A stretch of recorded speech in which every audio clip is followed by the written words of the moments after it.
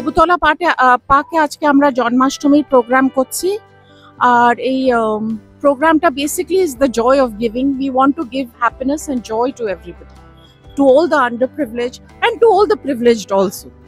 আমরা এরকম বড় প্রোগ্রাম কোনোদিন করিনি।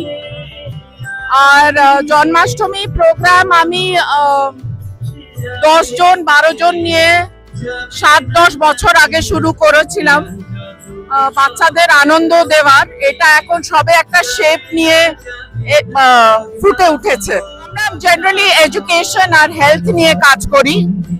আর আমরা 1000 বাচ্চাকে এডুকেশন, নিউট্রিশন, হেলথ এগুলো দিই। প্রায় 1500 আসার সারাদিনে।